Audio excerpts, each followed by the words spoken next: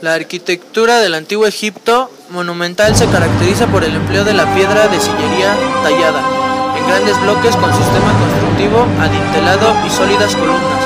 Para entender su magnificencia hay que tener en cuenta los siguientes condicionantes ideológicos: poder político fuertemente centralizado y jerarquizado, concepto religioso de inmortalidad del faraón o en la otra vida, técnicos, conocimientos matemáticos y técnicos a veces desconcertados para la época, la existencia de artistas artesanos muy experimentados, abundancia de piedra fácil de tallar. Las construcciones más antiguas de la arquitectura egipcia monumentales son los complejos de las pirámides, los templos, las tumbas, mastabas, espeos o hipogeos. Características: debido a la escasez de materiales, los dos materiales de construcción predominantes usados en el antiguo Egipto eran el adobe, la piedra, fundamentalmente piedra caliza, también piedra arenisca y granito en cantidades enormes. Del Imperio Antiguo en adelante, la piedra fue reservada generalmente para las tumbas y templos, mientras que los ladrillos fueron utilizados en viviendas, incluso en los palacios reales, fortalezas, muros de los recintos de los templos y las ciudades, y para edificios subsidiados en los complejos de los templos. Muchas antiguas ciudades egipcias han desaparecido porque estaban situadas cerca de las zonas cultivables del Valle del Nilo, que eran inundadas periódicamente con todo el río y se elevaron lentamente durante milenios, o porque los ladrillos de adobe con que se construyeron fueron utilizados como fertilizantes por los campesinos.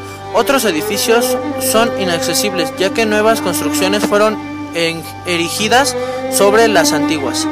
El clima de Egipto, afortunadamente seco y cálido, presentó como la aldea del Deir Medina, la ciudad de Canún, el Imperio Medio o las fortalezas de Buja Mirgiza. Por otra parte, muchos templos o tumbas han perdurado porque fueron construidos de piedra o asentadas en ellas en tierras altas, no afectadas por las inundaciones del Nilo. Así, nuestra información de la arquitectura egipcia antigua se fundamenta principalmente en sus monumentos religiosos, estructuras macizas caracterizadas por su gran tamaño, con muros levemente inclinados y escasas aberturas, repitiendo un método de construcción posiblemente usado para obtener estabilidad en edificios de muros de adobe. De similar manera, los adornos grabados superficialmente y el modelo de los edificios de piedra pudo haber derivado de tipo y ornamentación de los edificios de muros de adobe, aunque el uso del arco fue desarrollado durante la cuarta dinastía. De todos los edificios monumentales son construcciones adinteladas con muros y pilares con cubiertas planas formadas por enormes bloques de piedra apoyados en los muros extremos y grandes columnas poco espaciadas. Los muros exteriores e interiores, así como las columnas y los techos, fueron cubiertos con jeroglíficos e ilustrados con bajorrelieves y esculturas pintadas en brillantes colores. Muchos ornamentos de la decoración egipcia son simbólicos, como el escarabajo sagrado, el disco solar y el buitre. Otros adornos frecuentes fueron las hojas de palma, de la planta de papiro y los brotes y las flores de loto. Los jeroglíficos eran parte de la decoración, así como los bajorrelieves que narraban acontecimientos históricos o interpretaban leyendas mitológicas. La vivienda egipcia estaba constituida por varias habitaciones alrededor, un gran salón con columnas y luz central, disponible de terrazas, bodegas subterráneas y un jardín al fondo. Muchas viviendas disponían de patios interiores donde provenía la luz, con todas las habitaciones dispuestas en torno al mismo y sin ventanas al exterior por la necesidad de protegerse contra el calor. Las casas egipcias se construían como las de los campesinos felás del siglo XX, muros de ladrillo de adobe y terrazas planas de troncos de palmera unidos. La arquitectura popular se caracterizó por su buena adaptación al clima seco y el cálido de Egipto. Los restos de viviendas mejor conservados se encuentran en Deir el Medina y Tel el Emana. El templo. Los templos egipcios son la imagen de la casa de Dios. En época predinástica eran simples capillas de techo arqueado constituidas con elementos vegetales. Durante las primeras dinastías pudieron surgir los primeros templos de adobe. En el Imperio Antiguo, Amenhotep erige el primer complejo fúnebre monumental con piedra labrada, presidio de una pirámide escalonada, surgiendo los primeros templos en piedra imitando las capillas de estructura vegetal, aunque simbólicos como un decorado, pues no se podía acceder a ellos. En Giza perduran restos petréeos de templos de Keops, Kefren y Micerino, faraones de la cuarta dinastía, formando una parte de ambiciosos complejos funerarios presididos por inmensas pirámides. Posteriormente surge el templo solar bajo el reinado de Userkaf, el primer faraón de la dinastía quinta, para representar los rituales de sacerdotes de Hielópolis del dios Ra. En el Imperio Medio destaca la monumental complejo de Jawara en el Fayum, denominado el laberinto por Heródoto, que lo visitó y del que apenas quedan restos. Los templos más monumentales surgen en el Imperio Antiguo. Tipológicamente están constituidos por una avenida de esfinges a ambos lados, el dromos, el acceso de dos pilonos decorados con bajorrelieves policromados, dos obeliscos, estatuas y estandartes, un patio descubierto con columnas extensas y conformados pórticos perimetrales, la sala Hipetra, una gran sala de columnas cubierta, la sala hipóstila, una pequeña cámara sagrada de menor tamaño tenuemente iluminada, el santuario, un lago sagrado que servía para representaciones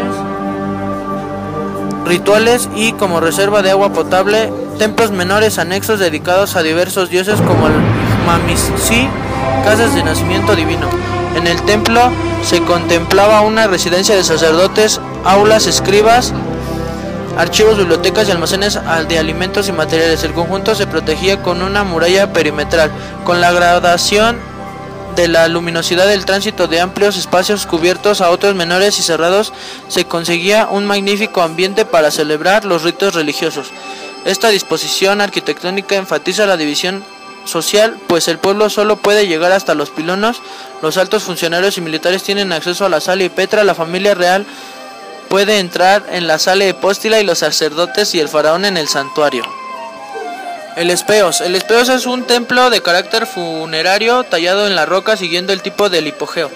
De los más sobresalientes son los de la época de Ramsés II en Abu Shimel, compuestos de grandes estatuas al exterior con una gran sala con pilares, el santuario y la cripta. Ramsés aparece representado como un dios más, sentado entre ellos en el santuario más grande, adosado a las pilastras de la sala principal en el tamaño colosal de la entrada. 4 estructuras gigantes rodeadas por las minúsculas figuras de su familia.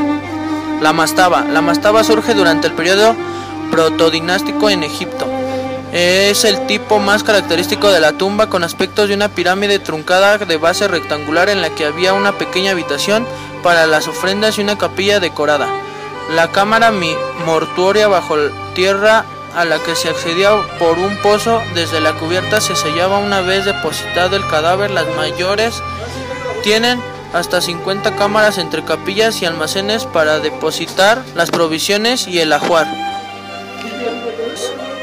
El hipogeo. El Imperio Medio es la época de los hipogeos.